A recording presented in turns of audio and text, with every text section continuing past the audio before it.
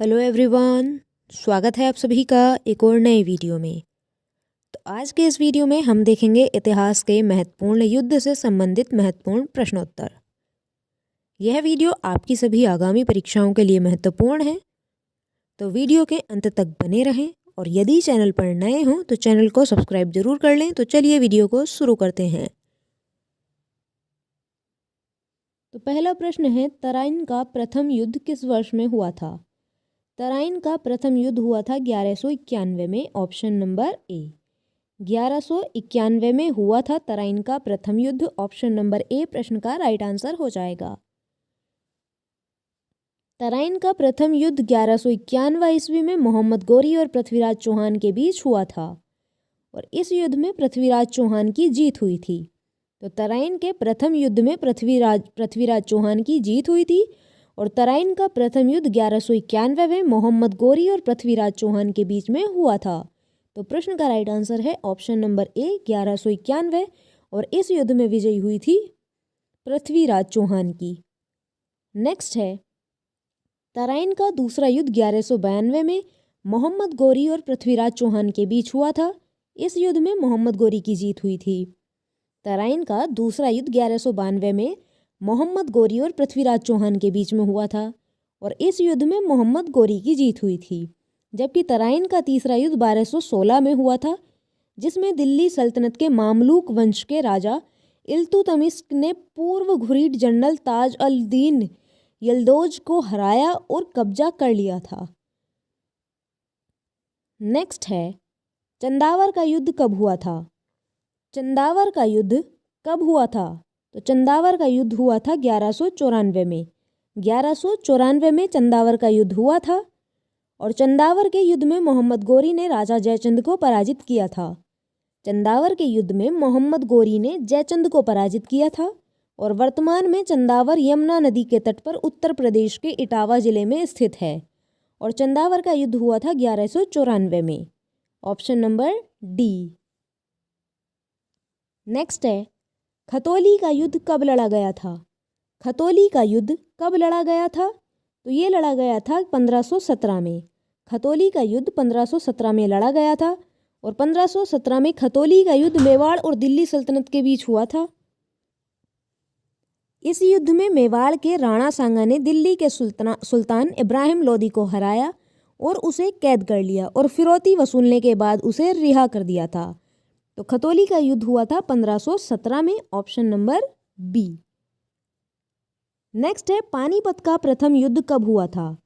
पानीपत का प्रथम युद्ध हुआ था 1526 में। कब? 1526 में हुआ था पानीपत का प्रथम युद्ध। Option number B. पानीपत का प्रथम युद्ध 1526 ईस्वी में मुगल शासक बाबर और इब्राहिम लोदी के बीच हुआ था और इस युद्ध में इब्राहिम लोदी को बाबर ने पराजित कर दिया था। पानीपत का प्रथम युद्ध बाबर और इब्राहिम लोदी के बीच हुआ था, जिसमें इब्राहिम लोदी को बाबर द्वारा पराजित कर दिया गया था। पानीपत के युद्ध, पानीपत का प्रथम युद्ध था बाबर वर्सेस इब्राहिम लोदी में और जिसमें 1526 में हुआ था। इब्राहिम लोदी को बाबर ने इसमें पराजित किया था। और पानीपत का दूसरा युद्ध अकबर और हेमू के बीच हुआ था 1556 में। पानीपत का दूसरा युद्ध अकबर और हेमू के मध्य लड़ा गया था 1556 में और अकबर की मुगल सेना ने सम्राट हेमचंद्र विक्रमादित्य की सेना के खिलाफ जीत हासिल की थी। और पानीपत का तृतीय युद्ध अहमद शाह अब्दाली और मराठा के बीच लड़ा गया था 1761 में। कई मराठा पक्षों को नष्ट करने के बाद अहमद शाह दुर्रानी विजयी हुआ था। नेक्स्ट है, खानवा का युद्ध कब हुआ था? खानवा का युद्ध कब हुआ था? तो खानवा का युद्ध हुआ था 1527 में। खानवा का युद्ध 1527 में हुआ था। किसके बीच हुआ था? तो बाबर और राणा सांगा के बीच हुआ था और इस युद्ध को बाबर ने राणा सांगा को हराकर जीता था। नेक्स्ट है, निम्न में से कौन सही सुमेलित नहीं है? कौन सही सुमेलित नहीं है? तो चंदेरी का युद्ध बाबर और शेरशाह सूरी के मध्य नहीं हुआ था, यह गलत है। ऑप्शन नंबर सी सुमेलित नहीं है। नेक्स्ट है, पानीपत का प्रथम युद्ध बाबर वर्सेस इब्राहिम लोदी के मध्य 1526 ईस्वी में, और इस युद्ध में बाबर ने इब्राहिम लोदी को पराजित किया था। और खानवा का युद्ध बाबर और राणा सांगा के मध्य हुआ था 1527 में। इस युद्ध में बाबर ने राणा सांगा को हराया था। और चंदेरी का युद्ध है वह बाबर और मेदिनी राय के बीच लड़ा गया था 1528 में। और युद्ध में बाबर ने राणा सांगा के प्रथम सहयोगी मेदिनी राय को हराया था। और जो घाघरा का युद्ध है उसमें बाबर और मोहम्मद लोदी के बीच लड़ा गया था 1529 में। और इस युद्ध में बाबर ने मोहम्मद लोदी के नेतृत्व में अफगानों को हराया था। नेक्स्ट है चौसा का युद्ध किस वर्ष हुआ था? चौसा का युद्ध हुआ था 1539 में।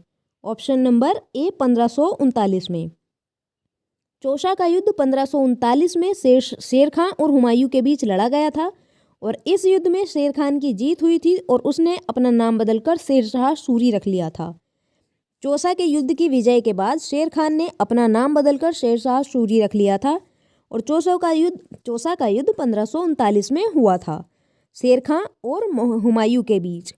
और इसमें शेर खां की जीत हुई थी और जिसके बाद बदलकर उसने अपना नाम शेरशाह सूरी रख लिया था। कन्नौज का युद्ध कब लड़ा गया? कन्नौज का युद्ध कब लड़ा गया? तो 1540 में। 1540 में कन्नौज का युद्ध लड़ा गया जिसमें शेरशाह और हुमायूं के बीच लड़ा गया था। और इस युद्ध में एक बार फिर शेरशाह सूरी ने हुमायूं को हराया था और इसे बिलग्राम का युद्ध भी कहा जाता है। कन्नौज के युद्ध को बिलग्राम का युद्ध भी कहा जाता है। और यह शेरशाह सूरी और हुमायूं के बीच लड़ा गया था 1540 में। और इस युद्ध में एक बार फिर शेरशाह सूरी ने हुमायूं को हराया था। नेक्स्ट है तालीकोटा का युद्ध कब हुआ था? तालीकोटा का युद्ध हुआ था 1565 में। तालीकोटा का युद्ध 1565 में हुआ। बहमनी साम्राज्य और विजयनगर के बीच में हुआ था। और इस युद्ध को राक्षसी तंगड़ी का युद्ध और बनीहट्टी का युद्ध के नाम से भी जाना जाता है। और इस युद्ध में विजयनगर साम्राज्य का अंत हो गया था। हल्दी घाटी का युद्ध कब हुआ था? तो 1576 में हुआ था हल्दी घाटी का युद्ध।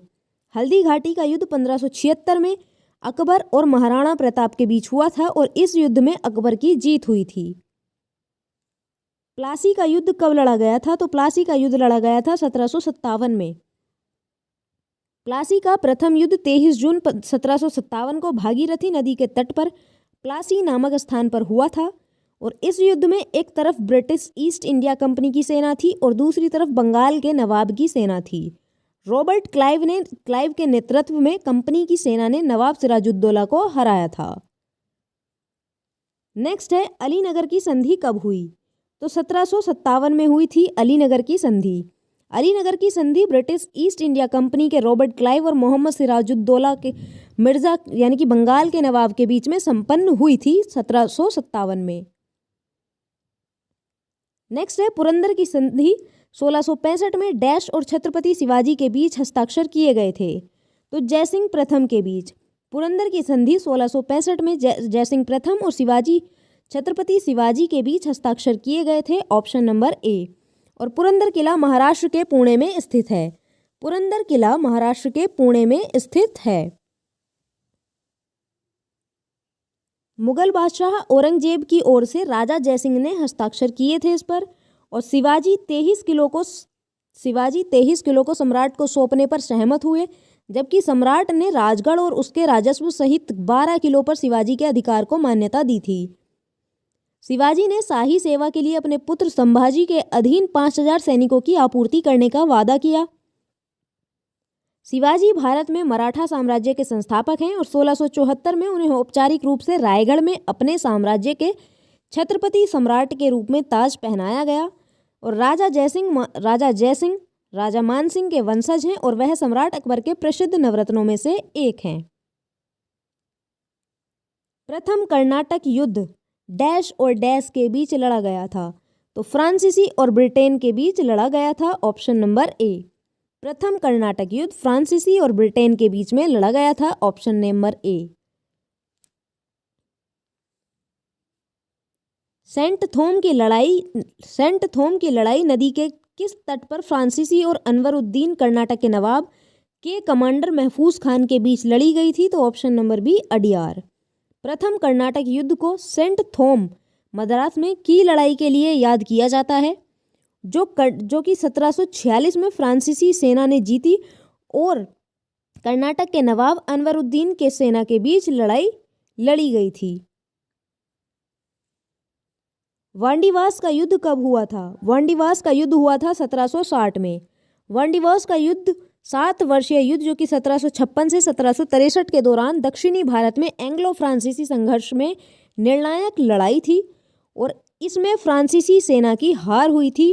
ब्रिटिश सेना का नेतृत्व सर आयरे कोटे ने किया था और फ्रांसीसी सेना की कमान काम्टे डी लैली ने की थी और के बीच सर आयरकूट के अधीन की थी और 1763 में पेरिस संधि पर हस्ताक्षर के साथ युद्ध समाप्त हुआ था। वांडीवास का युद्ध 1763 में पेरिस संधि पर हस्ताक्षर के साथ समाप्त हुआ था।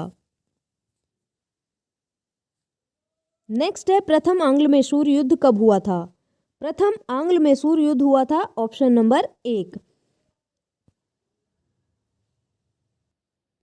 ऑप्शन नंबर 1 1767 से 1769 तक और प्रथम मैसूर युद्ध अंग्रेजों और हैदर अली के बीच 1767 से 1769 ईस्वी तक हुआ था और हैदर अली ने अंग्रेजों के खिलाफ जीत हासिल की थी और इस अवधि के दौरान लॉर्ड वेरलेस्ट गवर्नर थे। नेक्स्ट है मद्रास की संधि कब हुई? मद्रास की संधि हुई थी 1769 में। मद्रास की संधि 1769 में पहले एंग्लो मैसूर युद्ध को समाप्त कर दिया था और यह ब्रिटिश और मैसूर के हैदर अली के बीच हस्ताक्षरित किया गया था।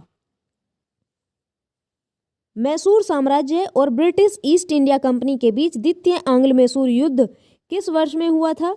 तो 1780 से 1784 में हुआ था। Option number A.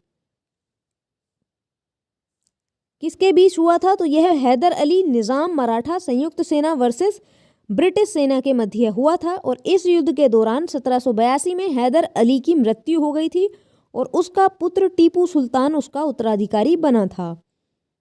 उस अवधि के दौरान गवर्नर वॉरेन हेस्टिंग्स था।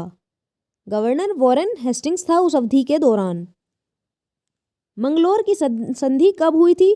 तो 1784 में हुई थी मंगलोर की संधि। द्वितीय आंग्ल मैसूर युद्ध 1784 में टीपू सुल्तान द्वारा मंगलोर की संधि पर हस्ताक्षर के साथ समाप्त किया गया था। तृतीय आंग्ल मैसूर युद्ध कब लड़ा गया था? तो 1790 से 1792 में लड़ा गया था। तृतीय आंग्ल मैसूर युद्ध 1790 से 1792 के मध्य है। टीपू सुल्तान के खिलाफ ब्रिटिश मराठा निजाम संयुक्त सेना और उस अवधि के दौरान गवर्नर लॉर्ड कॉर्नवालिस था।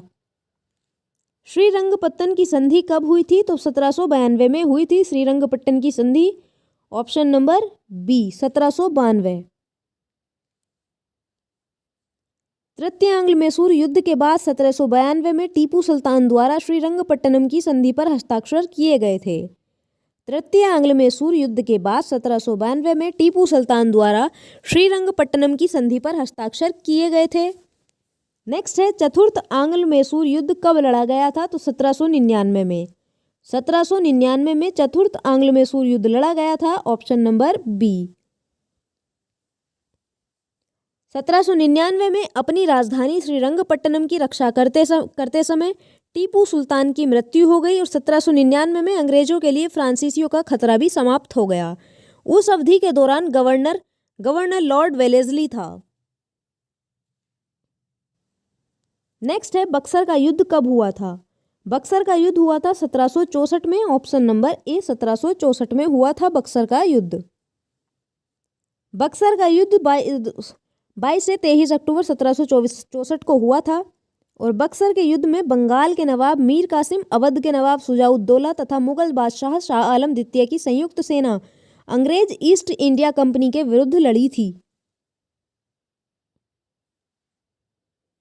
बक्सर के युद्ध में बंगाल के नवाब मीर कासिम और अवध के नवाब शुजाउद्दौला तथा मुगल बादशाह शाह आलम द्वितीय की संयुक्त सेना अंग्रेज ईस्ट इंडिया कंपनी के विरुद्ध लड़ी थी और इस युद्ध में ईस्ट इंडिया कंपनी विजय हुई और जिसके परिणाम स्वरूप पश्चिम बंगाल, बिहार, झारखंड, उड़ीसा और बांग्लादेश का दीवानी और राजस्व अधिकार ब्रिटिश ईस्ट इंडिया कंपनी के हाथों में चला गया था।